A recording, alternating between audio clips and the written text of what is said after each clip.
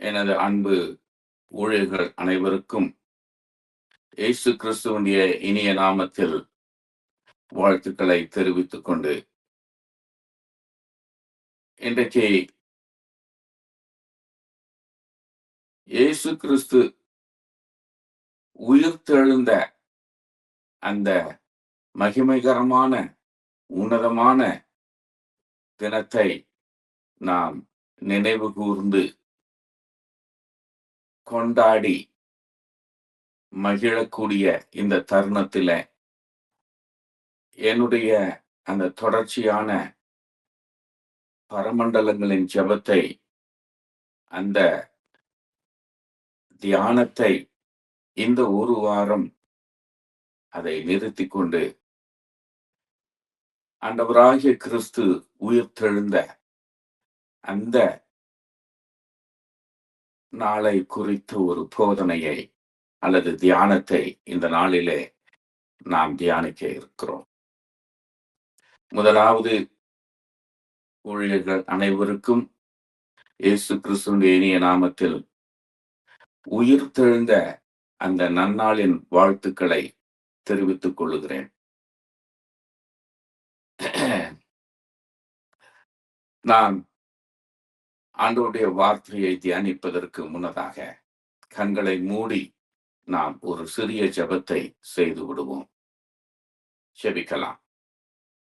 இரக்கமும் கிருபையும் அன்பும் நிறைந்த எங்கள் பரலோகத்தின் பிதாவே, இந்த அருமையான வேளையிலே உம்மை ஆராதிப்பதற்காக, உம்மை துதிப்பதற்காக, உம்மை தியானிப்பதற்காக ஊழியர்களாய் நாங்கள் கூடி உம்முடைய சமூகத்திலே இருக்கும் பொழுது உம்முடைய பிரசன்னத்தினால நிரப்பியருளும்.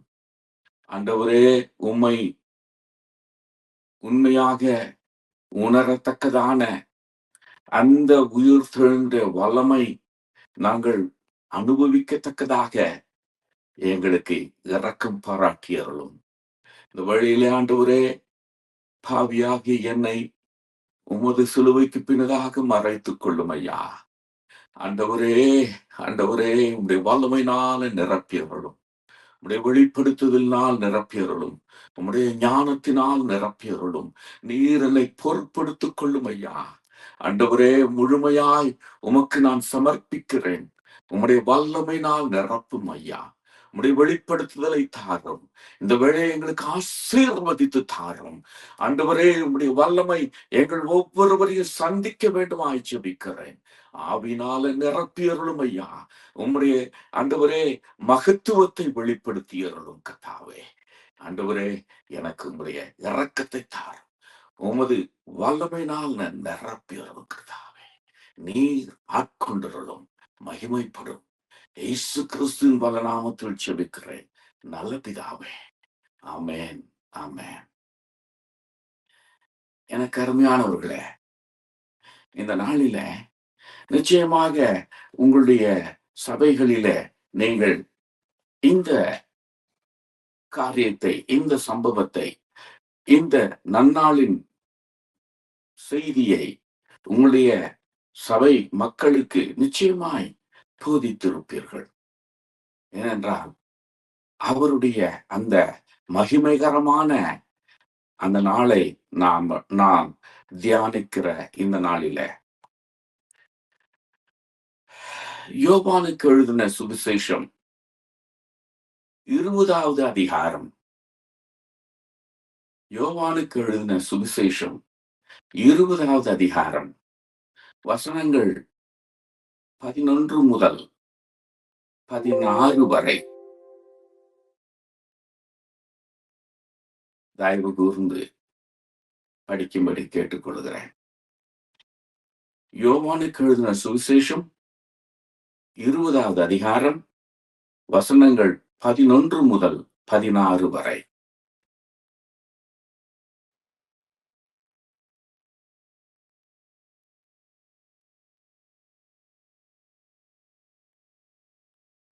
நீங்க படிக்கிறீங்களா என்னன்னு தெரியல, எனக்கு கேட்கல.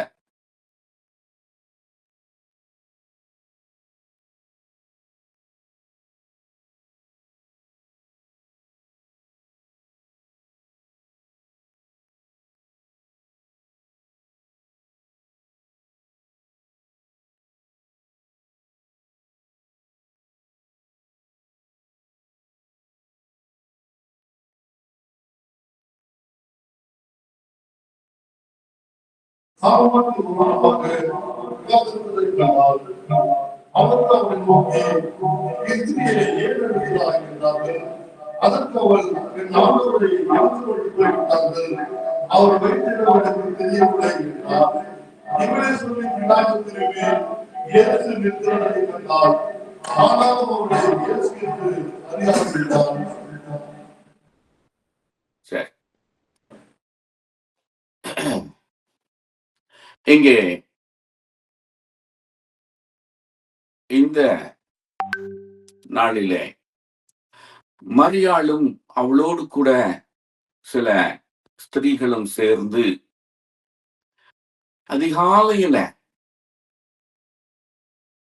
ஆண்டவரை தரிசிக்க, ஆண்டவரை காண்பதற்கு, இயேசு கிறிஸ்துவை காண்பதற்கு, அவரை தரிசிப்பதற்காக செல்லுகிறார்கள். அருமையானவர்களே, நாமும் கூட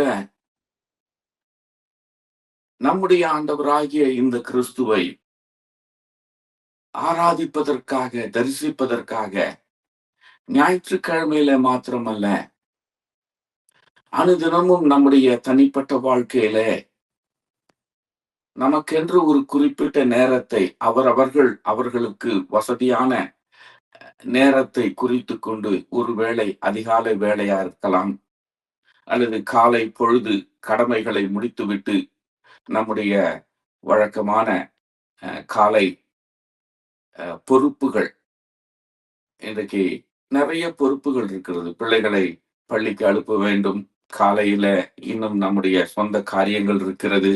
அவைகளை முடித்துவிட்டு நாம் ஓய்வாக அவரை தரிசிப்பதற்கு, ஆராதிப்பதற்கு, அல்லது மாலை வேளையில ஏதோ ஒரு வேளையில நாம் அவரோடு கூட தனிமையிலே சென்று அவரை நாம் ஆராதிப்பதற்கு, அவரிடத்திலே நாம் விண்ணப்பிப்பதற்கு, அவரை தரிசிப்பதற்கு, அவரை வணங்குவதற்கு நாம் செல்லுகிறோம்.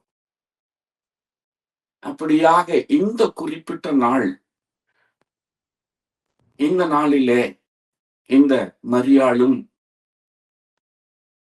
அவரோடு சில ஸ்திரீகளும் சென்று அவரை தரிசிப்பதற்கு செல்லுகிறார்கள். இந்த நாள் அவர் உயிர்த்தெழுந்த நாள். அவர் பிசாசானவனை, சாத்தானை சிலுவையிலே நசுக்கி அழித்து விட்டு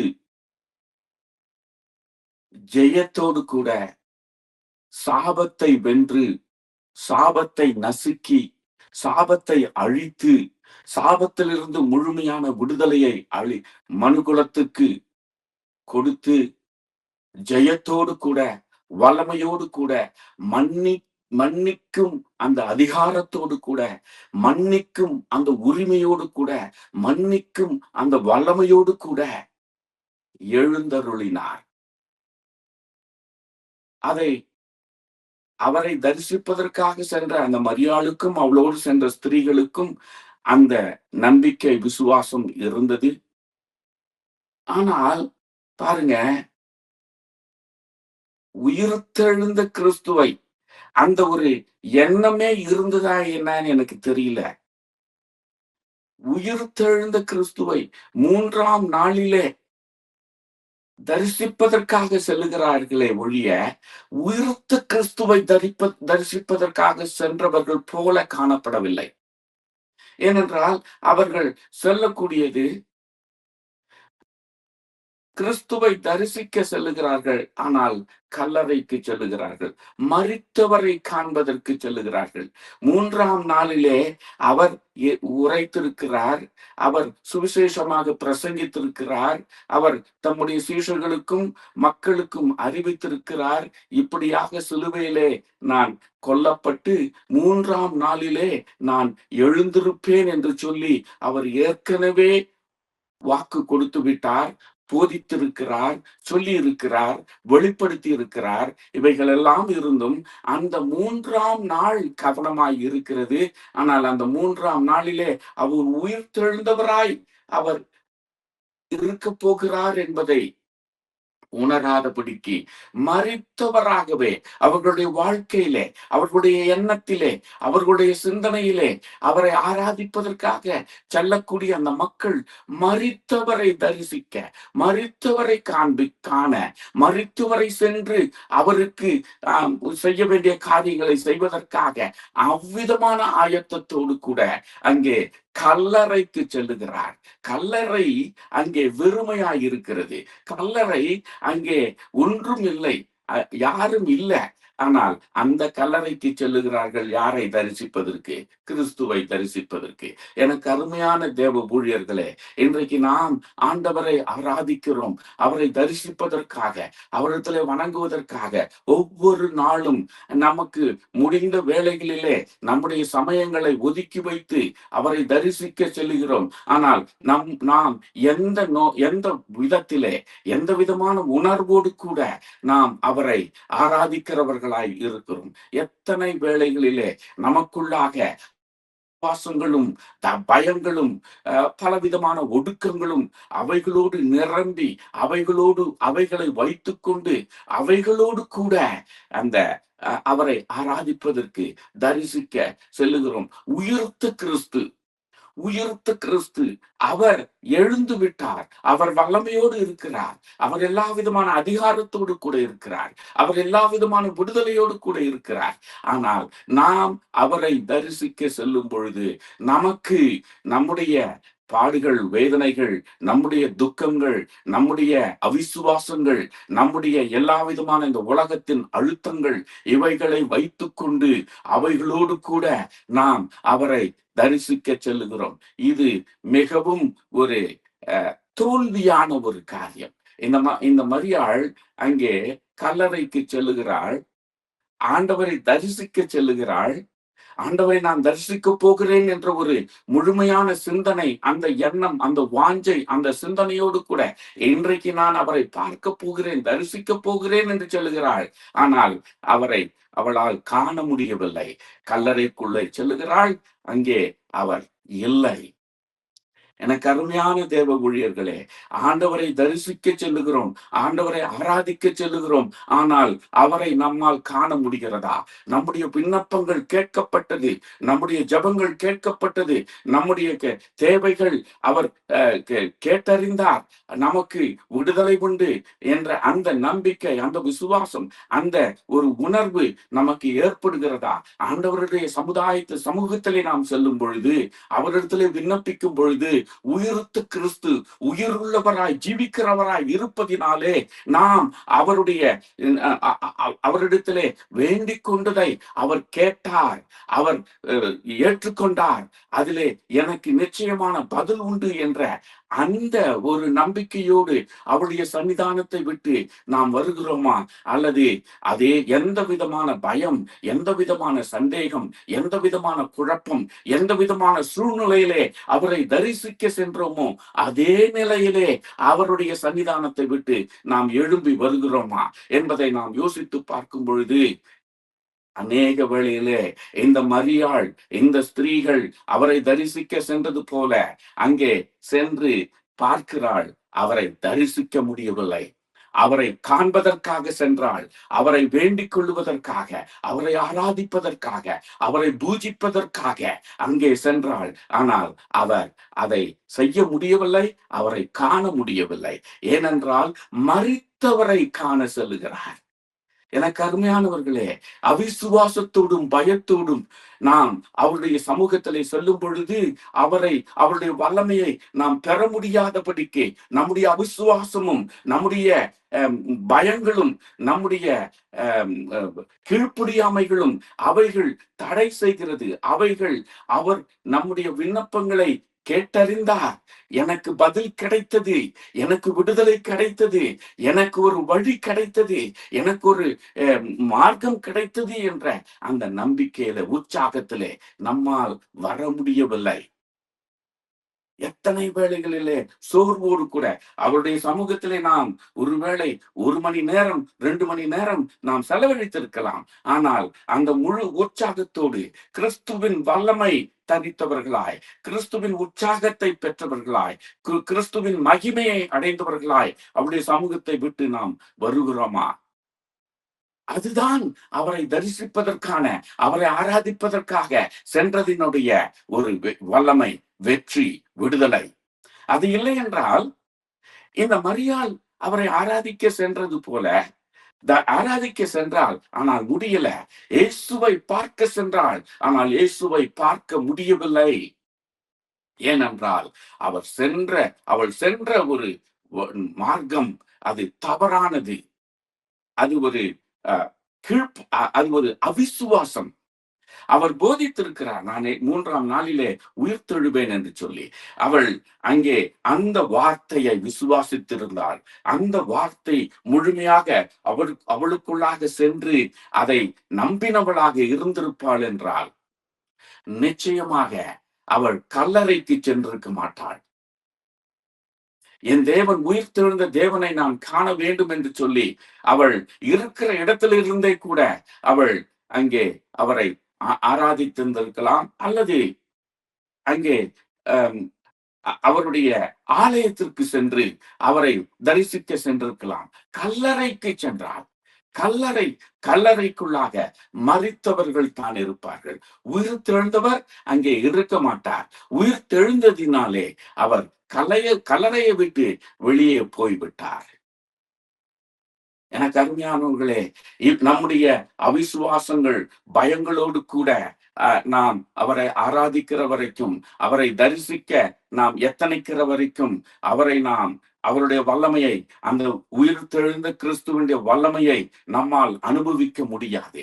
இன்றைக்கு அநேக வேளையிலே நம்முடைய ஊழியத்தின் பாதைகளிலே, நம்முடைய ஊழியத்தின் காரியங்களிலே, நம்முடைய சொந்த வாழ்க்கையிலே, நம்முடைய குடும்ப வாழ்க்கையிலே, நம்முடைய பிரச்சனைகளிலே, நம்முடைய தேவைகளிலே அந்த உயிர் திறந்த வல்லமையுடைய கிறிஸ்துவின் அந்த வல்லமை, அந்த மகிமை, அந்த பிசாசை நசுக்கி அவனை முற்றிலுமாக அழித்தாரே, அந்த ஒரு வல்லமையை நம்மால் அனுபவிக்க முடியவில்லை. காரணம் நம்முடைய இந்த அவிசுவாசங்கள். அங்கே கல்லறைக்குள்ளாக சென்று அவள் பார்க்கும் பொழுது அங்கே தேவதூதர்களை நோக்கி, எங்க கொண்டு போய் வச்சிருக்கிறீங்க? அவர் வச்ச இடத்தை சொல்லுங்க, நான் போய் பார்க்கிறேன். உயிர்த்தெழுந்து விட்டார். அவர் எங்கேயும் இருக்க மாட்டார். அவர் மரித்தவராய் இல்லை. அவர் மரித்தவராய் இல்லை. மரணத்தை ஜெயித்து விட்டார். சாத்தானை ஜெயித்து விட்டார். இந்த உலகத்தின் அழிவின் சக்திகளை ஜெயித்து விட்டார். இந்த உலகத்தின் பாடுகளை ஜெயித்து விட்டார். அவருடைய மகிமையான வல்லமையான அந்த சூழ்நிலைக்குள்ளாக அவர் சென்று விட்டார். ஆகையினாலே இன்னும் இந்த விதமான காரியங்கள் அவரிடத்திலே இல்லை. எனக்கு அருமையானவர்களே, நாம் நம்முடைய அவிசுவாசங்களை விட்டு வெளியே வர வேண்டும். அங்கே அந்த தேவதூதர்கள் கேட்கிறாங்க, எங்க வந்தீங்க? எங்க வந்த? என்ன பாக்குற? யார தேடுற? கேக்குறாங்க. என் ஆண்டவரை பார்க்க, என் ஆண்டவரை ஆராதிக்க வந்தேன். அவர் இங்க இல்ல, அவர் இங்கே இல்ல. அவ்வளவுதான் பதில். அவர் உயிர்த்தெழுந்து போய்விட்டார் என்ற அந்த பதில் அவர்களுக்கு கிடைக்கல. அதுதான் அவசியம்.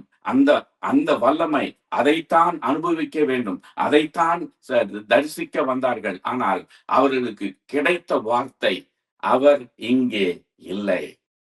இங்க என்ன வந்து தேடுற? அருமையானவர்களே, நம்முடைய பாடுகளோடு, பாரங்களோடு, வேதனைகளோடு, துக்கங்களோடு, போராட்டங்களோடு, விண்ணப்பங்களோடு அவருடைய சன்னிதானத்திலே சென்று நாம் அவரை ஆராதித்து தரிசித்து அவரிடத்திலே விடுதலையும் மீட்பையும் பெறுவதற்காக நாம் செல்லுகிறோம். ஆனால் நாம் எப்படியாக இந்த ஸ்திரீ மரித்தவர் இருக்கிற இடத்திலே அவரை காண்பதற்காக சென்றது போல நம்முடைய அவிசுவாசங்களோடு கூட, நம்முடைய கீழ்ப்படியாமைகளோடு கூட, நம்முடைய உலகத்தின் கட்டுகளோடு கூட, உலகத்தின் பாரங்களோடு கூட, உலகத்தின் பலகீனமான குற்றமான அந்த வாழ்க்கையோடு கூட அவரை நாம ஆராதிக்க சொல்லும் பொழுது அவர் நம்மை பார்த்து கேட்கிறது, யாரை தேடுகிறாய்? யாரிடத்திலே வந்திருக்கிறாய்? எங்கே வந்திருக்கிறாய்? ஏனென்றால் நம்முடைய அவிசுவாசங்களும் கீழ்ப்படியாமைகளும், நம்முடைய இந்த உலகத்தின் கட்டுகளும் பலகீனங்களும், பாவ அசுத்த கட்டுகளும் நம்மை கட்டி வைத்திருக்கிற வரைக்கும் அவரை தரிசிக்க செல்லுவோம், அவரை ஆராதிக்க செல்லுவோம், அவருடைய சமூகத்திலே சென்று அவரை விண்ணப்பிக்க செல்லுவோம். ஆனால் அவர் நம்மை பார்த்து கேட்கக்கூடிய கேள்வி, எங்கே வந்தாய்? யாரை பார்க்க வந்தாய்? எதற்காக வந்தாய் என்ற கேள்விதான் நமக்கு கிடைக்கும் வழிய, நீ விண்ணப்பித்தது, நீ கேட்டுக்கொண்டது, நீ ஆராதிக்கிறது, நீ எதை வேண்டுகிறாயோ, எதை கேட்கிறாயோ அது உனக்கு கிடைத்தது என்ற அந்த பதிலை நாம் பெறாதபடிக்கு நம்முடைய ஜபங்கள், நம்முடைய விண்ணப்பங்கள் நமக்கு தோல்வியானதாகவே இருக்கிறதே ஒழிய, நாம் அந்த மகிமையின் வல்லமையை, உயிர்த்தெழுதலின் வல்லமையை அனுபவிக்க முடியாதபடிக்கு நாம் தோல்வி உள்ளவர்களாய் நம்முடைய வாழ்க்கையிலே இருந்து கொண்டிருக்கிறோம். அவருடைய அந்த உயிர்த்தெழுந்த வல்லமையை அனுபவிக்க முடியாதபடிக்கு, ஏனென்றால் நம்முடைய அவிசுவாசங்கள், நம்முடைய கீழ்ப்படியாமைகள், நம்முடைய பலகீனங்கள், இந்த உலகத்தினுடைய பாரங்கள், அவைகள் நம்மை அழித்துக் கொண்டிருக்கிறது. உயிர்த்தெழுந்த கிறிஸ்துவை ஆராதிக்க நாம செல்லும் பொழுது, எனக்கு இவ்விதமான பாடுகள், வேதனைகள் இருக்கிறது, ஆனால் என் தேவன் உயிர்த்தெழுந்து விட்டார், என் தேவன் அவர் வல்லமையில இருக்கிறார், எல்லா விதமான அதிகாரத்தோடு இந்த உலகத்தின் பாடுகளை முற்றிலுமாக தன் காலின் கீழாக போட்டு நசுக்கி அழித்து விட்டார். இந்த உலகத்தின் அதிபதியை முற்றிலுமாக அழித்து விட்டார். இந்த உலகத்தின் அதிபதிக்கு இனி வல்லமை இல்லை. இந்த உலகத்தின் அதிபதிக்கு எந்த அதிகாரம் இல்லை. இந்த உலகத்தின் அதிபதிக்கு என்னிடத்துல எந்த ஒரு சம்பந்தமும் இல்லை. ஏனென்றால் என் ஆண்டவர் அவர் உயிர்த்தெழுந்து விட்டார், அவர் வல்லமையோடு கூட இருக்கிறார், உலகத்தை ஜெயித்து விட்டார். ஜெயித்தவரின் சமூகத்தில் நான் சென்றிருக்கிறேன். ஆகினாலே என்னுடைய வாழ்க்கையிலே வெற்றி, ஜெயம், அவருடைய விடுதலை எனக்கு உண்டு என்ற அந்த நம்பிக்கையில சென்று அவரை ஆராதிக்கும் பொழுது அவர் நம்மை பார்த்து, நம்முடைய பாடுகளை பார்த்து, நம்முடைய வேதனைகளை பார்த்து, நம்முடைய விண்ணப்பங்களை கேட்டு நம்மை விடுவிக்கிறவராய் இருக்கிறார். ஜெயித்தவர், இந்த உலகத்தை ஜெயித்தவர், அவரை ஆராதிக்கக்கூடிய அந்த மக்களுக்கும் அந்த ஜெயத்தினாலே நிரப்புகிறார். அந்த ஜெயத்தின் விடுதலையை அவர் அனுபவிக்க அவர் உதவி செய்கிறார். ஆனால் நாம் அவ்விதமான சூழ்நிலையிலே இன்றைக்கு நமக்குள்ளாக இருக்கக்கூடிய பலகீனம், நமக்குள்ளாக இருக்கக்கூடிய இந்த ஒரு வாழ்க்கை தான் இன்றைக்கு அந்த வல்லமையை நம்மால் அனுபவிக்க முடியாதபடிக்கு தடை செய்து கொண்டிருக்கிறது.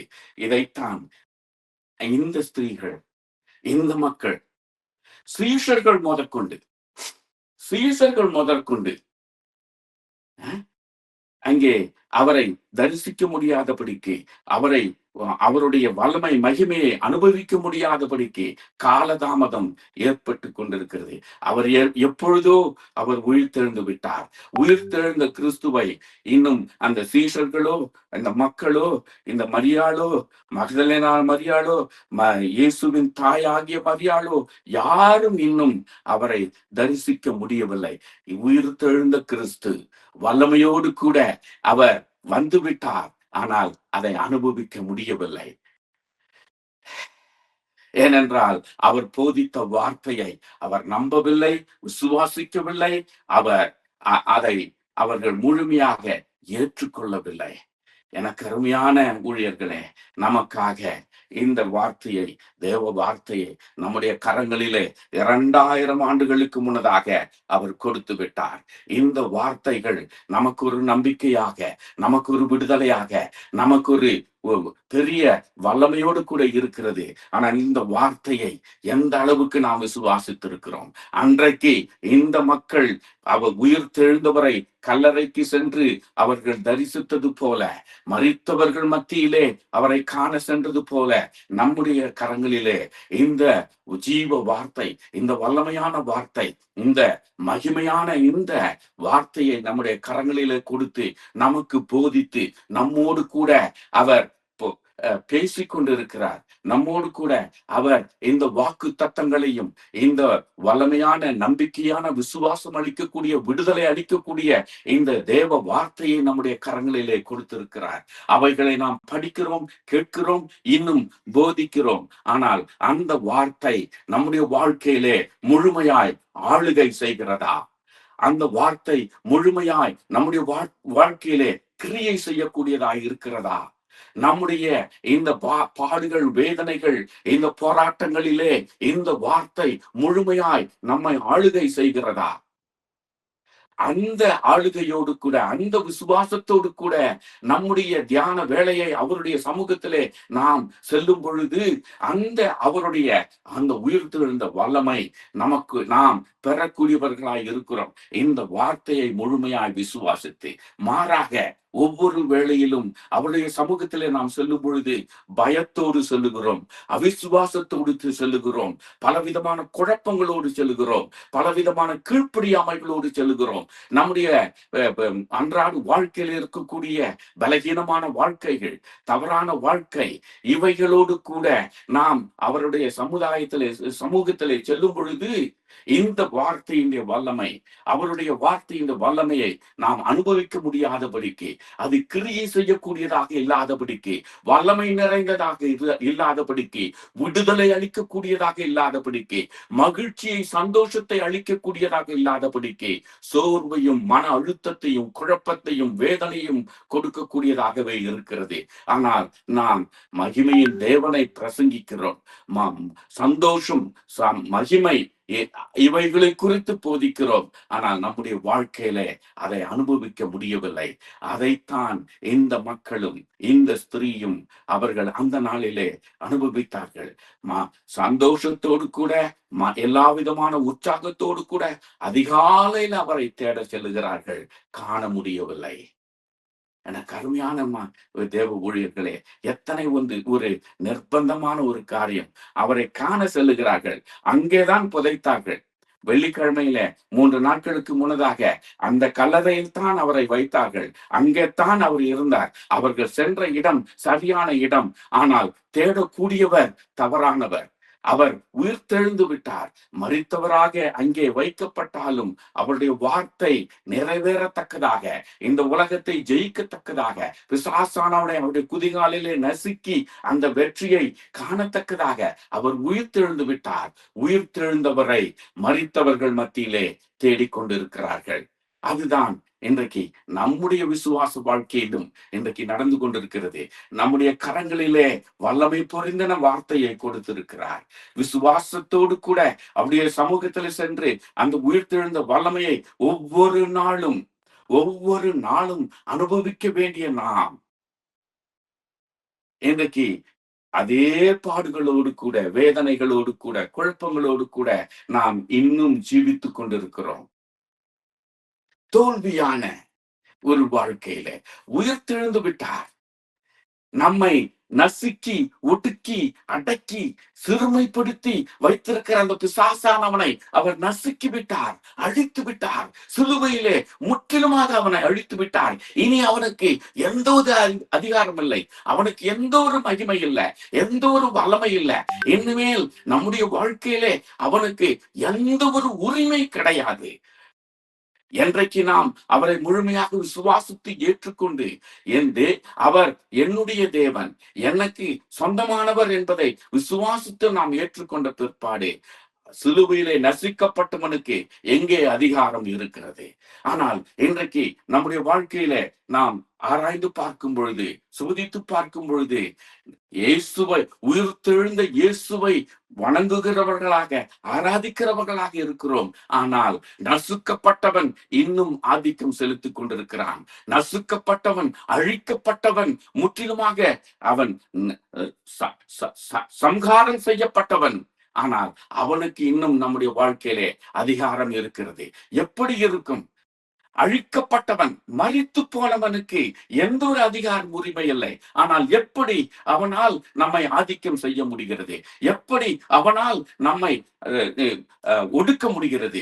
நம்மை இந்த உலகத்தின் பாடுகளுக்குள்ளாக எப்படி நம்மை இன்னும் வைத்துக் கொண்டிருக்க முடிகிறது?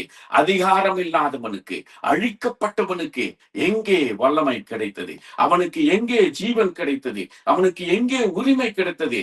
அவர் அழித்து விட்டார். ஆனால் அழிக்கப்பட்டவனுக்கு ஜீவன் கொடுப்பது நாம். நம்முடைய அவிசுவாசம், நம்முடைய கீழ்ப்படியாமை, நம்முடைய அவநம்பிக்கை, நம்முடைய பயம் இந்த உலகத்தின் மக்களை, இந்த உலகத்தின் பாடுகள், இந்த உலகத்தின் காரியங்களை அவைகளால் ஒடுக்கப்பட்டு அந்த பயம், அந்த அந்த விதமான சூழ்நிலைகளுக்கெல்லாக நாம் நம்மை செலுத்தும் பொழுது அவனுக்கு ஜீவனை கொடுக்கிறோம். அழிக்கப்பட்டவன், மரித்தவன், ஒன்றுமில்லாதவன், சம்ஹாரம் செய்யப்பட்டவன், அவனுக்கு நம்முடைய வாழ்க்கையிலே உரிமை எப்படி கிடைத்தது? நாம் அவனுக்கு கொடுக்கிறோம். மரித்தவனை அவன் அழிக்கப்பட்டு போகாதபடிக்கு, இல்ல உனக்கு ஜீவன் இருக்கிறது, உனக்கு அதிகாரம் இருக்கிறது, உனக்கு உரிமை இருக்கிறது, உனக்கு பலன் இருக்கிறது என்று சொல்லி நாம் அவனுக்கு இடம் கொடுக்கிறோம்.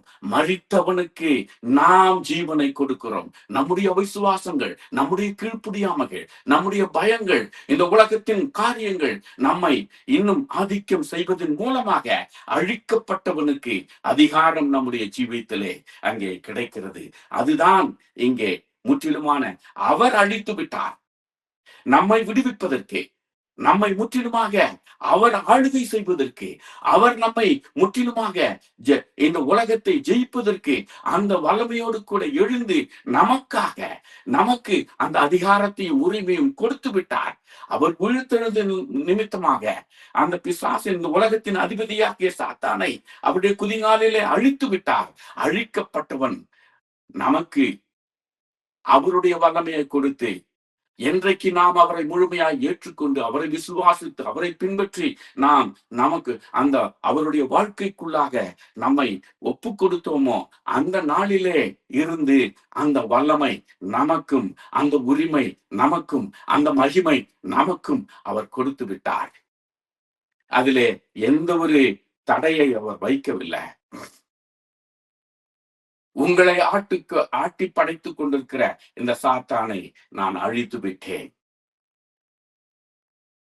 என்னுடைய தீர்மானத்தை, என்னுடைய இந்த உலகத்தின் சிருஷ்டிப்பை நான் எந்த விதத்திலே அந்த ஏதேன் தோட்டத்திலே முழுமையான சுதந்திரத்தோடு கூட, முழுமையான எல்லா விதமான ஆசீர்வாதங்களோடு கூட, எல்லா விதமான மகிமையோடு கூட அங்கே ஆதாமையும் ஏவாளையும் சிருஷ்டித்து அங்கே வைத்து, அங்கே பலுகி பெருகுங்கள் என்று சொல்லி அவர்களுக்கு கட்டளையை கொடுத்து அந்த முழு சுதந்திரத்தை கொடுத்தாரோ, அதை வஞ்சித்து, அதை ஏமாற்றி, அதை துரோகம் செய்து அங்கே பிசாசானவன் அந்த அவர் கொடுத்த அந்த சுதந்திரத்தை முற்றிலுமாக அவன் களவாடி கொண்டான். ஆதாம் ஏவாளுக்கு கொடுத்த அந்த சுதந்திரம் அவன் களவாடி விட்டான். அவன் ஆதிக்கம் செய்து கொண்டிருந்த அந்த வல்லமையை சிலுவையிலே அவர் அழித்து விட்டார். ஏதேன் தோட்டத்திலே களவாடின அந்த சுதந்திரத்தை, அவன் ஆதிக்கத்தோடு இருந்ததை அவர் சிலுவையிலே நசுக்கி விட்டார், சிலுவையிலே அழித்து விட்டார். இனிமேல் அவனுக்கு எந்த ஒரு அதிகாரமும் வல்லமையும் கிடையாது. அப்படி அவர் விடுவித்த அந்த சுதந்திரத்தை, நம்மிடத்திலிருந்து களவாடின அந்த சுதந்திரத்தை மறுபடியுமாக மீட்டெடுத்து நமக்கு அந்த உயிர்த்தெழுதலின் நாள் முதற்கொண்டு அழித்து விட்டார். சிலுவையிலே அவனை நசுக்கி விட்டார், முற்றிலுமாக அழித்து விட்டார். மறுபடியுமாக உயிர்த்தெழுந்ததின் நிமித்தமாக நமக்கு அந்த சுதந்திரத்தை, ஏதேன் தோட்டத்திலே ஆதாம் ஏவாளுக்கு கொடுத்த அந்த சுதந்திரத்தை மறுபடியுமாக உயிர்த்தெழுந்த நாளிலே நமக்கு அவர் கொடுத்து விட்டார். அந்த உயிர்த்தெழுந்த வல்லமையை அவர் கொடுத்து விட்ட பிற்பாடு எப்படியாக ஆதாம் ஏவாளுக்கு அவர் சுதந்திரத்தை கொடுத்து பலுகி பெருகுங்கள் என்று சொன்னாரோ, அவ்விதமாக நமக்கு அந்த உயிர்த்தெழுந்த நாளின் அந்த நாள் முதற்கொண்டு இனிமேல் இந்த உலகத்தின் பாடுகள் உங்களுக்கு இல்லை, இந்த உலகத்தின் ஆதிக்கம் உங்களுக்கு இல்லை, இந்த உலகத்தின் பாடுகள் உங்களுக்கு இல்லை. பிசாசானவனின் எந்த ஒரு கொடூரமும் உங்களுடைய வாழ்க்கையில இல்லை. அவனுக்கு அதிகாரம் இல்லை, அவனுக்கு வல்லமை இல்லை. பிசாசானவன் உங்களுடைய வாழ்க்கையில முற்றிலுமாக அழிக்கப்பட்டு விட்டான் என்று சொல்லி அவர் நமக்கு விடுதலையும் சுதந்திரத்தையும் திரும்பவுமாக கொடுத்து விட்டார். ஆனால் நாம் அவரை ஆராதிக்க சொல்லும் பொழுது இன்னும் எப்படியாக ஆதாம் ஏவாளுக்கு இருந்த அந்த கீழ்ப்படியாமை, அந்த அவருடைய வார்த்தையை முழுமையாக விசுவாசித்து பின்பற்றி ஒப்பு கொடுத்து, அவருடைய வார்த்தைக்கு முழுமையாக ஒப்பு கொடுத்து எப்படி செயல்படவில்லையோ, எப்படி அதை மாறி சென்றார்களோ, அவ்விதமாக இன்று வரைக்கும் நம்முடைய கரங்களிலே இந்த சத்திய வேதத்தை கொடுத்து இதை விசுவாசித்து இதை பின்பற்றி செல்ல வேண்டும் என்று நமக்கு போதித்து நம்மை நடத்தி இருக்கும் பொழுது இன்னமும் இந்த எப்படி அவர்கள் செய்த அதே தவறை மரியாள், அந்த மக்கள், சீஷர்கள் அவர்கள் செய்த விதமாக இன்று வரைக்கும் நாமும் அதையே செய்து கொண்டிருக்கிறோம். ஆகையினாலே அழிக்கப்பட்டவன் அவன் அழிக்கப்பட்டவனாய் இல்லாதபடிக்கு இன்னும் நம்முடைய வாழ்க்கையிலே ஜீவிக்கிறவனாய் இருக்கிறான். அழிக்கப்பட்டவன் அவன் முழுமையாக நசுக்கப்பட்டவன். அவனுக்கு எந்த அதிகாரம் இல்லை, எந்த வல்லமை இல்லை, எந்த உரிமை இல்லை.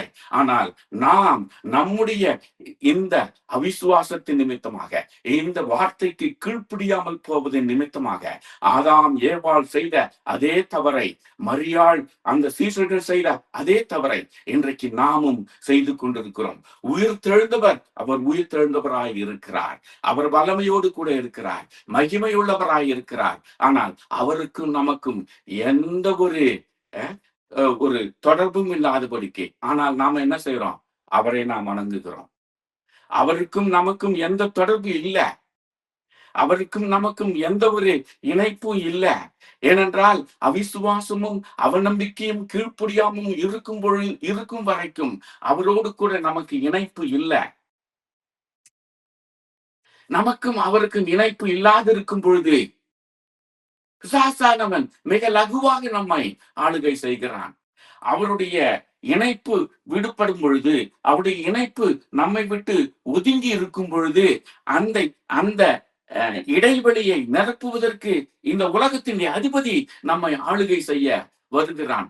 ஆட்டோமேட்டிக்கா அவன் செயல்பட ஆரம்பிக்கிறான். அதனால்தான் நம்முடைய வாழ்க்கையில, கிறிஸ்துவ வாழ்க்கையில இந்த உலகத்தை ஜெயிக்க முடியாதபடிக்கு இன்னும் அந்த பலவீனங்களோடு கூட இருக்கிறோம். இங்கே இந்த ஸ்திரீகளை நோக்கி எங்க வந்த? எப்படி பாருங்க, கொஞ்சம் யோசித்து பாருங்க. நம்முடைய அவிசுவாசங்கள், பயங்களோடு கூட அவருடைய சன்னிதானத்திலே நாம் சொல்லும் பொழுது, அருமையானவர்களே, இதே கேள்வியைத்தான் ஆண்டவர் நம்மை பார்த்து கேட்கிறார். ஒருவேளை அன்றைக்கு நேரடியாக மரியாளிடத்துல அந்த தேவதூதர்கள் நேரடியாய் கேட்டது போல இன்றைக்கு ஒருவேளை அந்த சத்தத்தை கேட்காமல் இருக்கலாம். ஆனால் நம்முடைய விண்ணப்பங்கள், ஜபங்கள் அவருடைய சமூகத்திலே சென்று அடையவில்லை. ஏனென்றால் அவர் நம்முடைய இந்த உலகத்தின் பாடுகளோடு கூட, உலகத்தின் கட்டுகளோடு கூட, உலகத்தின் அதிபதியினுடைய அந்த அதிகார அந்த ஒரு அவனுடைய இணைப்போடு கூட நாம் அவரிடத்துல சொல்லும் பொழுது அவர் நீ எங்க வந்தேன்னு நம்மை பார்த்து கேட்கிறார். நம்முடைய விண்ணப்பங்கள் அவருடைய சமூகத்தை சென்று அடைய முடியவில்லை, அல்லது அவருடைய உயிர்த்தெழுந்த வல்லமை நம்முடைய விண்ணப்பங்களை கேட்டு விடுவிக்க கூடியதாக, சாதிக்க கூடியதாக, வெற்றி அடையக்கூடியதாக ஆக்கவில்லை. அநேக வேளைகளிலே நம்முடைய விண்ணப்பங்களாகவே இருக்கிறதே ஒழிய அந்த விண்ணப்பங்களிலே வெற்றியை காண முடியவில்லை. என்றைக்கு விடுதலை, என்றைக்கு வெற்றி? காலகாலமாக, வருடமாக ஜெபித்துக் கொண்டே இருக்கிறோம். நம்முடைய விண்ணப்பங்கள் நாட்கள், மாதங்கள், வருடங்கள் என்று சென்று கொண்டிருக்கிறது. ஆனால் அந்த விண்ணப்பங்கள் என்றைக்கு பதில் அளிக்கக்கூடியதாக இருக்க போகிறது? இந்த உலகத்தின் அதிபதியின் கட்டு நம்மை விட்டு செல்லும் பொழுது, நம்முடைய அவிசுவாசமும் கீழ்ப்படியாமையும் அவநம்பிக்கையும் இந்த உலகத்தின் பாடுகள் நம்மை ஆளுகை செய்கிற வரைக்கும் நம்முடைய விண்ணப்பங்களாகவே இருக்குமே ஒழிய விண்ணப்பங்கள் பதில் பெறக்கூடியதாக இருக்காது. இங்கே அவரை தேடி சென்றார்கள், காண முடியவில்லை. மாறாக அவர்களுக்கு கிடைத்த பதில், எங்க வந்த? யார தேடுற?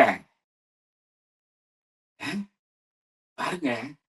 இப்போ உதாரணத்துக்கு நாம நம்முடைய பிள்ளை, நம்முடைய சொந்த பிள்ளை நம்மிடத்துல நம்மிடத்துல சில காரியங்களை கேட்கிறது, ஏதோ ஒரு விண்ணப்பங்களை வைக்கிறது, அல்லது ஏதோ ஒரு அஹ், ந- அஹ், ஒரு உதவிக்காக, ஒரு தேவைக்காக நம்மிடத்துல வரும்பொழுது, அந்த பிள்ளை நோக்கி நாம என்ன வந்த, எங்க வந்த, என்ன கேட்கிற, யாரிடத்துல கேட்கிற, என்ன வேணும் இப்படின்னா அந்த பிள்ளைக்கு எப்படி இருக்கும்?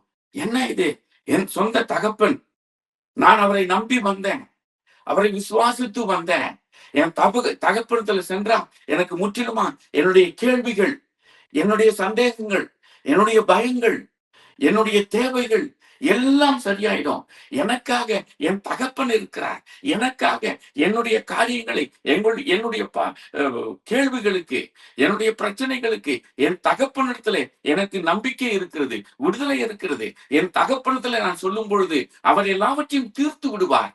எனக்காக என்னுடைய இடத்திலே அவர் வந்து நின்று எனக்காக போராடி, எனக்காக அவர் எல்லா முயற்சிகளையும் செய்து அவர் முற்றிலுமாக சரி செய்து என்னை முற்றிலுமாக ஒரு சந்தோஷத்திலே, நிம்மதியிலே, சமாதானத்திலே, முழுமையான விடுதலையிலே, முழுமையான வெற்றியிலே என்னை வைப்பார் என்ற அந்த ஒரு உரிமை, அந்த ஒரு உணர்வோடு கூட வரக்கூடிய அந்த பிள்ளையை நோக்கி எங்க வந்தேன்னு நாம கேட்கும் பொழுது சூழ்நிலை எப்படியா இருக்கும் என்று யோசித்து பாருங்க. நம்முடைய பிள்ளை அதை எப்படியாக அதை ஏற்றுக்கொள்ளும்? அந்த அவ்விதமான வார்த்தைகளை, எங்க வந்த, யார தேடுற, என்ன வேணும், இப்படிப்பட்ட கேள்வி நம்முடைய சொந்த பிள்ளை அந்த சொந்த தகப்படத்தில் கேட்கும் பொழுது அந்த பிள்ளையினுடைய உணர்வு, அந்த பிள்ளையுடைய நிலைமை, அந்த அந்த சூழ்நிலையை கொஞ்சம் யோசித்து பாருங்க. எவ்வளவு நிர்பந்தமா இருக்கும். எனக்கு அருமையானவர்களே, அதையே தான் இன்றைக்கு நம்மை பார்த்து ஆண்டவர் கேட்கிறார். ஆனா உண்மையான முறையிலே அந்த ஒரு சூழ்நிலை, அந்த அதே ஒரு நிலைமை இல்லாததினாலே அதை நாம உணர முடியாதபடிக்கு நம்முடைய விசுவாசத்திலும் கீழ்ப்படியாமலும் தொடர்ந்து கொண்டே இருக்கிறோம். ஆனால் நம்முடைய வெற்றிகளை அனுபவிக்க முடியவில்லை, நம்முடைய விடுதலையை அனுபவிக்க முடியவில்லை. காரணம், மரித்தவராய் அவர் மரித்தவராய் இருக்கிறார். இந்த உலகத்தின் அதிபதி இன்னும் நம்முடைய வாழ்க்கையிலே கிரியை செய்கிறவனாய் இருக்கிறான். உயிர்த்தெழுந்த கிறிஸ்து, அவரை ஆராதிக்கிற நாம் ஒவ்வொரு வருடமும் அந்த நாளை தியானிக்கிறோம். ஆனால் அந்த உயிர்த்தெழுந்த கிறிஸ்துவின் வல்லமையை நாம் அனுபவிக்கிறவர்களாய் இருக்கிறோமா? ஆதாம் ஏவாளுக்கு அந்த ஏதேன் தோட்டத்திலே முற்றிலுமாக அழித்த அந்த ஒரு காரியத்தை சிலுவையிலே நமக்காக ஜெயித்து மறுபடியுமாக அந்த விடுதலையை கொடுத்தாரே, ஏதேன் தோட்டத்திலே கொடுத்த அந்த சுதந்திரத்தை சிலுவையிலே மறித்ததின் மூலமாக, அதன் அந்த 3ஆம் நாளிலே அவர் உயிர்த்தெழுந்ததின் நிமித்தமாக அந்த சுதந்திரத்தை மறுபடியுமாக நமக்கு எடுத்தாந்து கொடுத்து விட்டார். ஏதேன் தோட்டத்திலே அழிக்கப்பட்ட அந்த சுதந்திரம் மறுபடியுமாக அந்த உயிர்த்தெழுதலின் வல்லமையின் மூலமாக நம்முடைய கரங்களிலே மறுபடியும் கொடுத்து இந்த வல்லமையுள்ள வேத வார்த்தையை நமக்கு பொக்கிஷமாய் அளித்து விட்டார். இன்றைக்கும் நம்முடைய அந்த சுதந்திரத்தை அனுபவிக்க முடியாதபடிக்கு, அந்த மகிமையை உணர முடியாதபடிக்கு, அந்த விடுதலையை அனுபவிக்க முடியாதபடிக்கு இன்னும் கட்டப்பட்டவர்களாகவும் சோர்வு உள்ளவர்களாகவும் எல்லா விதமான பாடுகளோடு கூட இன்னும் நம்முடைய வாழ்க்கையும், நம்முடைய ஊழியமும், நம்முடைய சபையையும் கட்டி கொண்டிருக்கிறோம் என்றால் எப்படி? உயிர்த்தவர் உயிருள்ளவராக, வல்லமையுள்ளவராக இருக்க வேண்டுமே. பாருங்க, இந்த ஸ்திரீ ஒரு ஏமாற்றத்தோடு கூட, ஒரு சோர்வோடு கூட, ஐயோ நான் ஆராதிக்க வந்தேன், அவரை தரிசிக்க வந்தேன், பார்க்க முடியல என்ற அந்த ஒரு மிகுந்த ஒரு வருத்தத்தோடு கூட, மிகுந்த ஒரு ஏமாற்றத்தோடு கூட வெளியே, கல்லறையை விட்டு வெளியே வந்து அங்கே நிற்கிறார். கல்லறையை விட்டு வெளியே வந்த பிற்பாடு அங்கே அவருக்கு, அந்த ஸ்திரீக்கு தரிசனம் கிடைக்கிறது. அவர் தோற்றமளிக்கிறார். அங்கே அவர் காட்சி கொடுக்கிறார். மரியாள் அவரை காண முடிகிறது. எனக்கு அருமையான தேவ பிள்ளையே, உன்னுடைய அவிசுவாசமும் உன்னுடைய கீழ்ப்படியாமையும் உன்னுடைய பயங்களையும் விட்டு நீ வெளியே வர வேண்டும். எப்படியாக அந்த மரியாள் கல்லறையை விட்டு வெளியே வந்த பிற்பாடு அங்கே அந்த கல்லறைக்கு வெளியே காட்சி கொடுத்த தேவன் அந்த கல்லறைக்குள்ளாகவே அவர் காட்சி கொடுத்திருக்க முடியும். உன்னுடைய கட்டுகள் பாடுகள் இந்த உலகத்தின் ஆதி அதிபதியினுடைய அவனுடைய கட்டுப்பாட்டுக்குள்ளாக நம்முடைய கிறிஸ்தவ வாழ்க்கை இருக்கும் வரைக்கும் உயிர்த்தவர் அவர் காட்சி கொடுக்க மாட்டார். அவர் நம்முடைய விண்ணப்பத்தை கேட்க மாட்டார். கல்லறைக்குள்ளாக இருக்கிற வரைக்கும் அவள் கேட்ட பதில் எங்க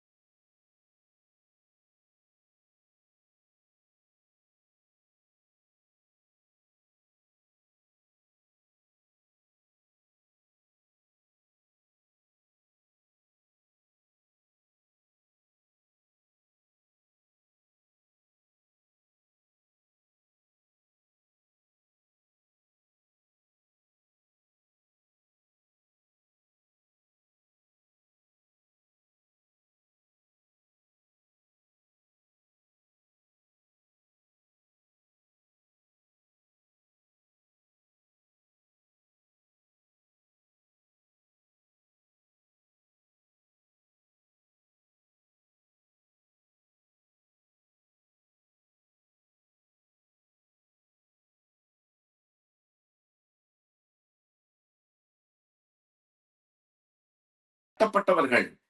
உயிர்த்தெழுந்த வல்லமையுடைய கிறிஸ்துவின் வல்லமையை தரித்த நீ அங்கே சொல்லும் பொழுது அந்த பாடுகளை அவிழ்க்க முடியும், அந்த பாடுகளிலிருந்து விட்டுவிக்க முடியும். அந்த பிசாசின் ஆதிக்கத்தை கண்டு நீ அதிகாரம் செலுத்த முடியும்.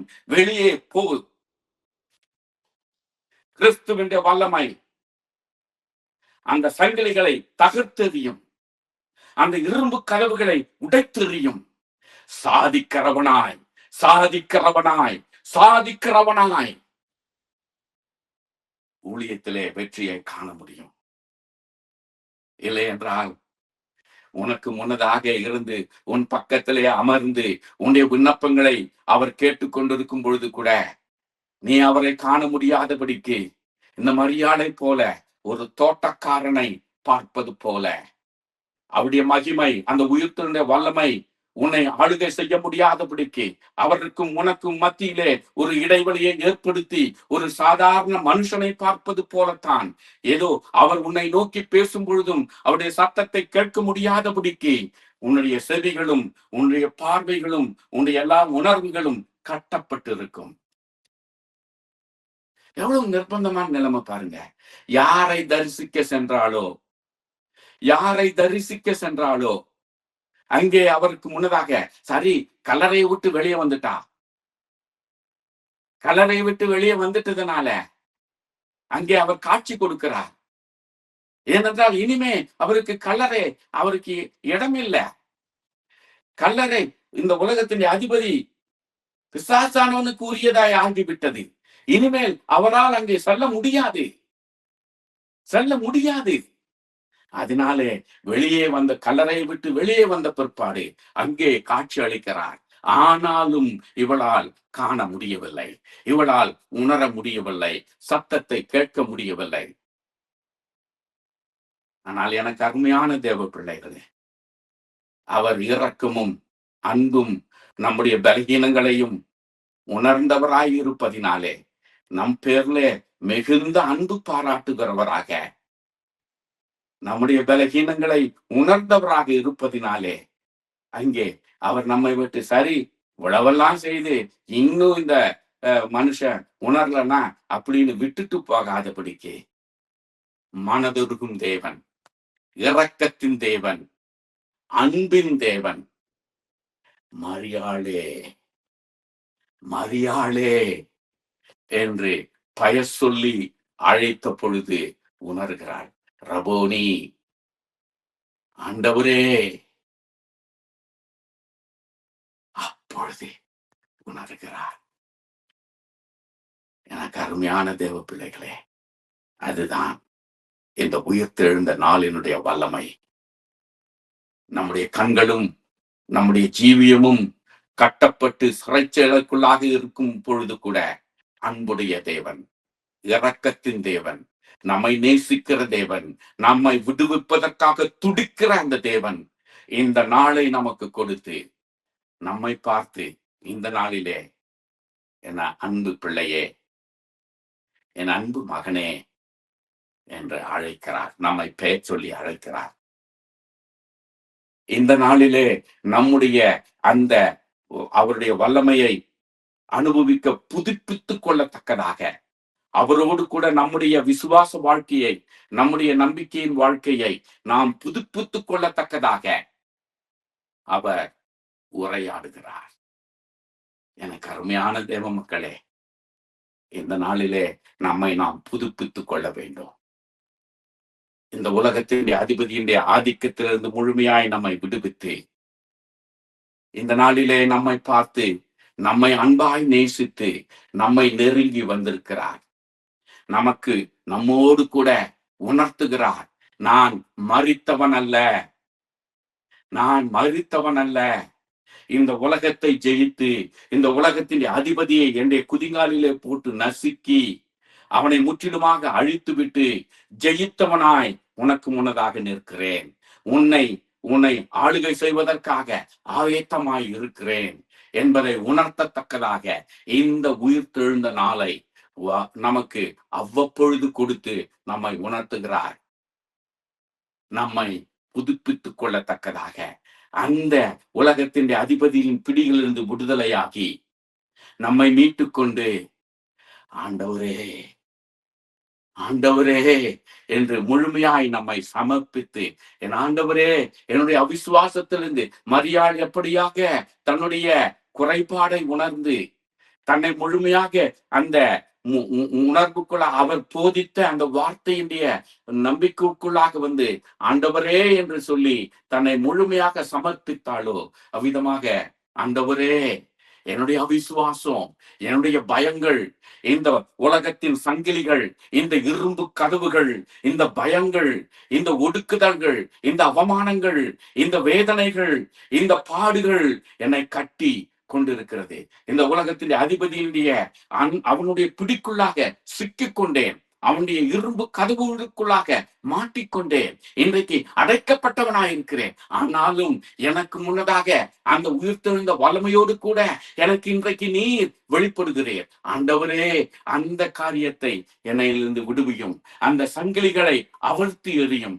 அந்த இரும்பு கதவுகளை முறித்து எறியும். அந்த பயங்கள், பாடுகள், வேதனைகளிலிருந்து என்னை விடுவித்திரளும். என்னோடு கூட நீர் இருக்கிறீர். பரிசுத்த பவுல் கொடுத்த அந்த விடுதலை, பரிசுத்த பவுலுக்கு கொடுத்த அந்த முழுமையான அந்த விசுவாசம், அந்த நம்பிக்கை என்னை ஆளுகை செய்ய வேண்டும். இந்த உலகத்தின் அதிபதிக்கு இனி என்னுடைய வாழ்க்கையிலே எந்த ஒரு வெற்றி கிடையாது. இந்த உலகத்தின் அதிபதிக்கு என்னுடைய வாழ்க்கையில எந்த கட்டுப்பாடு கிடையாது. முற்றிலுமாக சுயாதீனத்தோடு கூட கட்டப்பட்டவனை போல காணலாம். இரும்பு கதவுகள் போட்டு பூட்டி வைக்கப்பட்டவன் போல காணலாம். ஆனால் உயிர்த்தெழுந்த கிறிஸ்துவின் வல்லமை என்னை ஆளுகை செய்வது நிமித்தமாக எனக்குள்ளாக சந்தோஷம், குதூகலம், கொண்டாட்டம் என்னை ஆளுகை செய்கிறது என்று நாம் இருக்கும் பொழுது அந்த கட்டுகள் அவிழ்க்கப்படும். அந்த சங்கிலிகள் தகர்த்து எறியும். அந்த இரும்பு கதவுகள் உடைத்தெறியும். அது எப்படி உடைக்கப்படுகிறது, எப்படி அவிழ்த்து நொறுங்கி போகிறது என்பதை நாம் உணர முடியாது, அறிய முடியாது. ஆனால் தெரித்து நொறுக்கப்பட்டு விடுவிக்கப்பட்டு முழு சுயாதீனத்திலே நாம் செயல்படுவோம். அந்த வல்லமையோடு கூட நம்முடைய ஊழியத்தை செய்யும் பொழுது, நம்முடைய விசுவாசிகள் மத்தியிலே, நம்முடைய கிராம ஊழியர்கள் மத்தியிலே, அந்த கட்டப்பட்டவர்கள் மத்தியிலே சொல்லும் பொழுது, அந்த மக்களை ஆதிக்கம் செய்து கொண்டிருக்கிற இந்த உலகத்தின் அதிபதி நடுங்குவான். ஐயோ வராதிங்க, ஐயோ வராதிங்க, ஐயோ இந்த மனுஷன் வந்துட்டான், ஐயோ என்னை முற்றிலுமாக நசுக்கி விடுவான், என்னை பாதாளத்துக்குள்ளாக சென்று விடுவான். நான் பாதாளத்திலிருந்து வந்து நான் ஆதிக்கம் செலுத்திக் கொண்டிருக்கிறேன். இந்த மக்கள் மத்தியிலே என்னுடைய அதிகாரத்தை செலுத்திக் கொண்டிருக்கிறேன். ஐயோ இந்த மனுஷன் வந்துட்டான், இனி என்னை மறுபடியும் இந்த பாதாளத்துக்குள்ள தள்ளிடுவான், இன்னும் என்னை நசுக்கி விடுவான் என்று சொல்லி அந்த உலகத்திலே அதிபதி நடுங்குவான், பயப்படுவான், தெரித்து ஓடுவான். கட்டப்பட்ட மக்கள் விடுதலைக்குள்ளாக வருவார்கள். ஒடுக்கப்பட்ட மக்கள் விடுதலைக்குள்ளாக வருவார்கள். கிறிஸ்துவனுடைய உயிர்த்தெழுந்த வல்லமை அவர்கள் அனுபவிக்க முடியும். உயிர்த்தெழுந்த வல்லமையை தரித்த நீ இந்த கட்டப்பட்ட மக்கள் மத்தியிலே சென்று உழைக்கும் பொழுது இந்த உயிர்த்தெழுந்த வல்லமையுடைய கிறிஸ்துவனுடைய வல்லமை அவர்களை ஆளுகை செய்யும். கட்டப்பட்டவர்கள் மத்தியிலே ஆளுகை செய்யும். கட்டப்பட்டவர்களை விடுவிக்கும். கட்டப்பட்டவர்களை ஜெயிக்கும். அதுதான் உயிர்த்தெழுந்த கிறிஸ்துவனுடைய வல்லமை. எனக்கு அருமையான தேவ ஊழியர்களே, இன்னைக்கு இந்த ஊழியத்தை செய்யக்கூடிய நாம் கிறிஸ்துவின் உயிர்த்தெழுந்த வல்லமை நம்மை ஆதிக்கம் செய்கிறதா? ஆதிக்கம் செய்யும் பொழுது நம்முடைய ஊழியத்திலே வெற்றியை காண்போம். இந்த உலகத்தின் அதிபதி நம்மை கண்டு நடுங்குவான். ஐயா, என்னை தயவு செய்து விட்டுடுங்க. அந்த சிறைச்சாலையின் அதிகாரி எல்லா அதிகாரத்தையும் சுதந்திரத்தையும் உடையவனாக இருந்தாலும் கட்டப்பட்டிருந்த பவுலை பார்த்து நடுங்குகிறான். ஐயா, தயவு செய்து எனக்கு ஒரு வாழ்க்கையை கொடுங்க. எனக்கு முன்னாடி ஒரு குடும்பம் இருக்கு, என்னுடைய வேலை போயிடும். கெஞ்சுறான், பதறுகிறான்.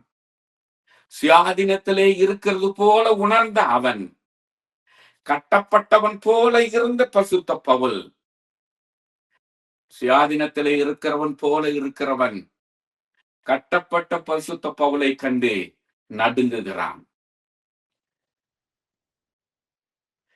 சிறுமைப்பட்டவன் போல, ஒன்றுக்கு உதவாதவன் போல ஜோல்னா பைய போட்டுக்கின்னு வந்துட்டாங்கயா.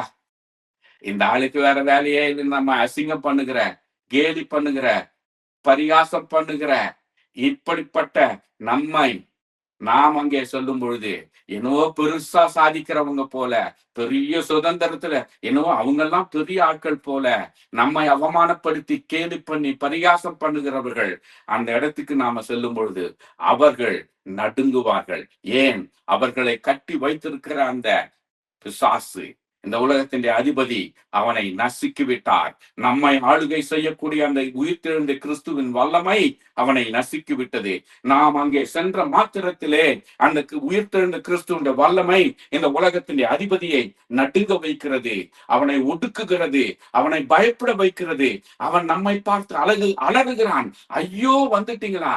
வராதீங்க, நீங்க வேண்டாம், நீங்க இங்க இருக்கும் வரைக்கும் என் உடம்பெல்லாம் எரியுது, என் உடம்பெல்லாம் அப்படியே என்னவோ போட்டு அடிக்கிற மாதிரி இருக்குது, தயவு செய்து போயிடுங்க. கட்டப்பட்ட மக்கள் விடுதலைக்குள்ளாக வருவார்கள், அடைக்கப்பட்ட மக்கள் விடுதலைக்குள்ளாக வருவார்கள். உயிர்த்தெழுந்த கிறிஸ்துவின் வல்லமையை தரித்து கொண்டு அதை உடையவனாக நாம் உழைக்க செல்லும் பொழுது கட்டப்பட்டவர்கள் விடுதலைக்குள்ளாக வருவார்கள், விடுதலைக்குள்ளாக வருவார்கள்.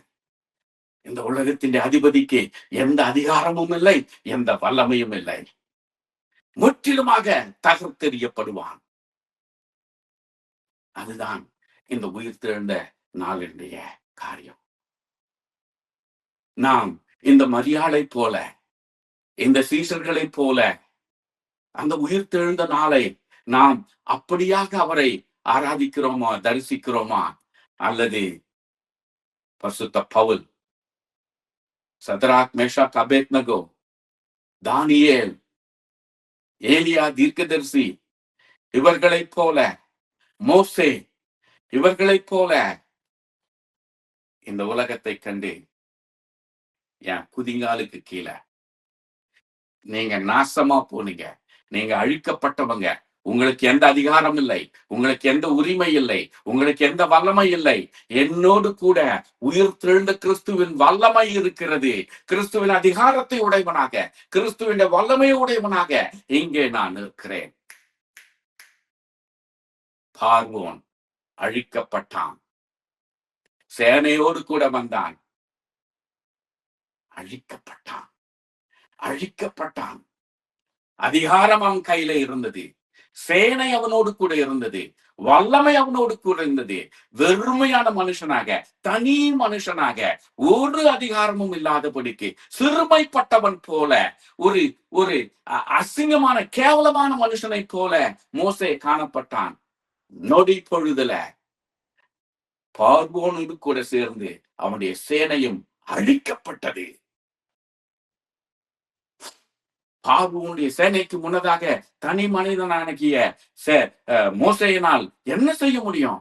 சாதித்தான், சேனையை அழித்தான், இரும்பு சங்கிலிகளையும் இரும்பு கதவுகளையும் நொறுக்க முடிந்தது. கோலியாத்தை ஒரே கல்லிலே அழிக்க முடிந்தது தாவீதினால. அருமையானவர்களே, உயிர்த்தெழுந்த கிறிஸ்துவினுடைய வல்லமை, உயிர்த்தெழுந்த கிறிஸ்துவினுடைய வல்லமை, அதை ஆராதிப்பது, அதை தியானிப்பது ஒரு விதத்தில நல்லதாக இருந்தாலும் பயனுள்ளதாக, வல்லமையுடையதாக, விடுவிக்கக்கூடியதாக இருக்கிறதா? அல்லது இந்த மக்களை போல, இந்த வேத பகுதியில படித்த இந்த மரியாளை போல அவரை ஆராதிக்க செல்லுகிறேன், அவரை வணங்க செல்லுகிறேன், அவரை விசுவாசிக்கிறேன், அவரை நான் ஏற்றுக்கொண்டேன், ஆனால் இந்த உலகத்தின் அதிபதி தான் என்னை ஆளுகை செய்கிறான், இந்த உலகத்தின் அதிபதிக்கு தான் வல்லமை இருக்கிறது என்ற ஒரு சூழ்நிலையிலே நாம் அவரை ஆராதிக்கும் வரைக்கும், நமக்கு முன்னதாக நின்று நமக்கு காட்சி அளிக்கும் பொழுது கூட அந்த வல்லமையை நம்மால் உணர முடியாது, அவரை காண முடியாது, உயிர்த்த கிறிஸ்துவை நம்மால் காண முடியாது, தரிசிக்க முடியாது. அப்படியாக இருப்பதினால்தான் இன்று வரைக்கும் நம்முடைய வாழ்க்கையிலே தோல்வி, நம்முடைய ஊழியத்திலே ஜெயம், வெற்றி என்பதை நம்மால் அனுபவிக்க முடியல. இல்லைனா இந்த பிசாசுகள் நடுங்கும். சிறைச்சாலை இந்த அதிகாரி நடுங்குவது போல நடுங்குவார்கள், பயப்படுவார்கள். கிறிஸ்துவின் மக்கள் இவர்கள் நம்மை நெருங்க மாட்டார்கள், பயப்படுவாங்க. ஐயா, தயவு செய்து எங்களை விட்டுடுங்க, எங்களுக்காக ஜெபம் பண்ணுங்க. ஐயா, நான் இப்படிப்பட்ட தேவையில இருக்கிறேன், ஜெபம் பண்ணுங்க. எனக்கு விடுதலைக்காக ஜெபம் பண்ணுங்க என்று நம்மை நோக்கி வருவார்கள்.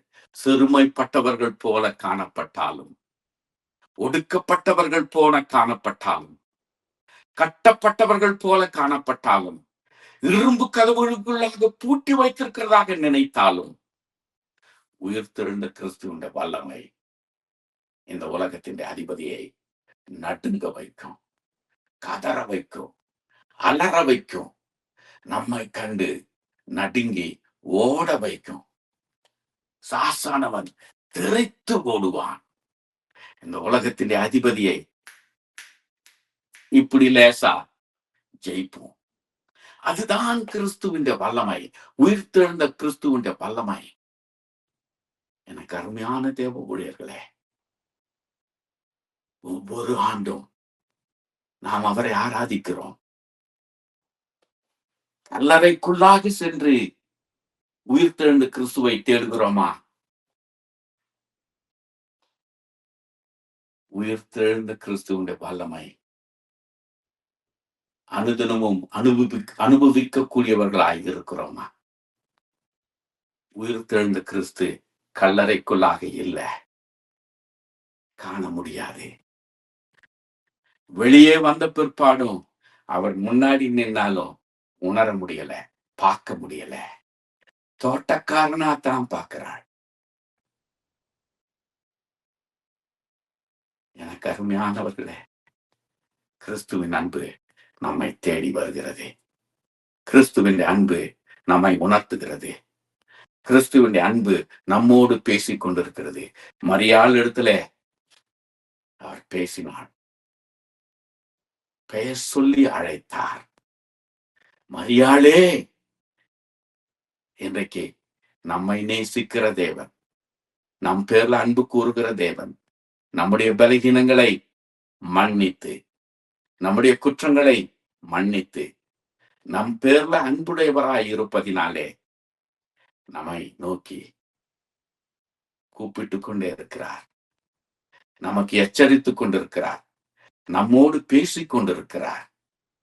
உண்மையாய் அந்த ஒரு நிலைமையிலே அவரை ஏற்றுக்கொண்டோமே என்றால் அந்த வல்லமையை தரித்தவர்களாக நம்முடைய ஊழியத்தை செய்ய முடியும். அதை உணராமல், நல்ல வேளைக்கு மரியாள் உணர்ந்துட்டா. மரியாள் என்று கூப்பிட்ட உடனடியாக அவர் உணர்ந்து விட்டார் அவருடைய பலகீனங்கள். ஐயோ, நான் உயிர்த்தெழுந்த கிறிஸ்துவை கல்லறைக்குள்ளாக தேடினேனே, என்னுடைய அவிசுவாசம், அவநம்பிக்கையிலே அவர் எனக்கு ஏற்கனவே போதித்த அந்த வார்த்தைகளை மறந்து அவைகளை விசுவாசிக்க முடியாதபடிக்கு மரித்தவராகவே நான் பார்த்து விட்டேனே என்று உணர்ந்து, ஆண்டவரே ரபோனி என்று தன்னை முழுமையாக சமர்ப்பிக்கிறார். ஆண்டவரே என்று தன்னை ஒப்பு கொடுக்கிறார். உயிர்த்த கிறிஸ்துவை காண முடிந்தது. எனக்கு அருமையான தேவ பிள்ளைகளே, இன்றைக்கு தேவன் எச்சரிக்கிறார். இந்த உலகத்தில் பாடுகள் உண்டு, சங்கிலிகள் உண்டு, இரும்பு கதவுகள் உண்டு, பார்வோன் உண்டு, பார்வோனுடைய சேனை உன்னை துரத்தும். இந்த உலகத்தின் ஆதிக்கம், அதிகாரம் உன்னை துரத்தும், உன்னை ஒடுக்கும், உன்னை நடுங்க வைக்கும், உன்னை சித்திரவதை பண்ணும்.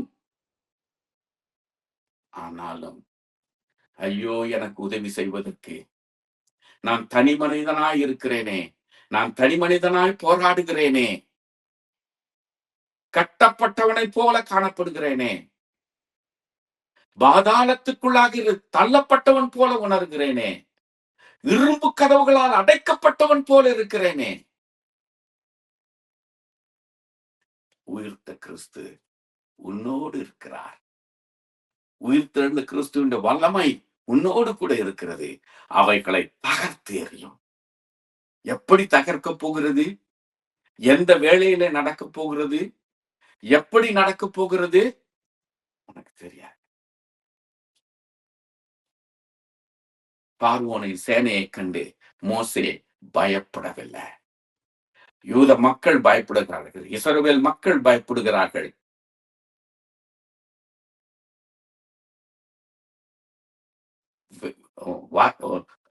வசப்பாடுகளால, வார்த்தைகளால துன்புறுத்துகிறார்கள். ஆனால் மோசே தைரியமாய் நிற்கிறார். செங்கடல் முன்னாடி, சேனை பின்னாடி. செங்கடலும் பயப்படுத்த முடியல, சேனையும் பயப்படுத்த முடியல. விசுவாசத்தோடு கூட தைரியமா இருக்கிறான். என்னை நடத்துகிறவர் என் ஆண்டவர். என் ஆண்டவர் என்னோடு கூட இருக்கிறார்.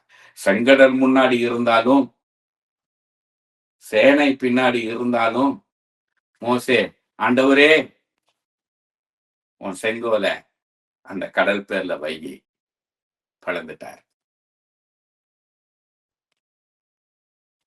எனக்கு அருமையான தேவ ஊழியர்களே, பயப்பட வேண்டாம். இந்த நாட்கள் கொடிய நாட்கள். ஊழியம் செய்வதென்பது மிக கடுமையான நாட்கள். எல்லா விதத்திலும் சித்திரவதை, எல்லா விதத்திலும் பாடுகள். ஆனால் உயிர்த்தெழுந்த கிறிஸ்துவின் வல்லமை நம்மோடு கூட இருக்கிறது. அவர் சொல்லுகிறார், உன்னுடைய சங்கிலிகளை உடைத்து எரிப்பேன், இரும்பு கதவுகளை உடைத்து நொறுக்குவேன், பார்வோனின் சேனையை அழிப்பேன், செங்கடலை உனக்கு முன்னதாக இரண்டாக பிளப்பேன், உனக்காக எதை வேண்டுமென்றாலும் செய்வேன், உனக்காக எதை வேண்டுமென்றாலும் செய்வேன். நீ நினைக்க முடியாத முறையிலே உன்னுடைய வாழ்க்கையிலே நான் ஆதிக்கம் செலுத்துவேன். அதுதான் உயிர்த்தெழுந்த கிறிஸ்துவுடைய வல்லமை. அந்த நாளை மிக சந்தோஷத்தோடு கொண்டாடி இருக்கிறோம், மகிழ்ந்திருக்கிறோம். ஆனால் அந்த வல்லமை நம்மை ஆதிக்கம் செலுத்த இடம் கொடுத்திருக்கிறோமா? அந்த அவரை ஆராதிக்க செல்லலாம், ஆனால் தரிசிக்க முடியாது. மரியாள் ஆராதிக்க தேடி சென்றாள், காண முடியல. உயிர்த்தெழுந்த நாளை ஆராதித்துக் கொண்டிருக்கிறோம். ஆனால் அந்த உயிர்த்தெழுந்த நாளினுடைய அந்த வல்லமை, அந்த கிறிஸ்துவின் வல்லமை ஆளுகை செய்கிறதா? ஆராதிப்பது முக்கியமல்ல, ஆராதிப்பது முக்கியமல்ல, அந்த வல்லமை ஆளுகை செய்ய வேண்டும். உயிர்த்தெழுந்த கிறிஸ்துவின் வல்லமை ஆதிக்கம் செய்ய வேண்டும். அப்பொழுதுதான் இரும்பு கதவுகள் உடைக்கப்படும், பார்வோனின் சேனை அழிக்கப்படும், செங்கடல் இரண்டாக பிளக்கும், சங்கிலிகள் உடைத்து நொறுங்கும். உலகத்தினுடைய அதிபதி நசுக்கப்படுவான், ஒடுக்கப்படுவான், உன்னை கண்டு அலறுவான். ஐயோ விட்டுடுங்க, ஐயோ வேண்டாம் வராதிங்க, நடுங்குவான், பயப்படுவான். உன்னை கண்டே இந்த உலகம் நடுங்கும்.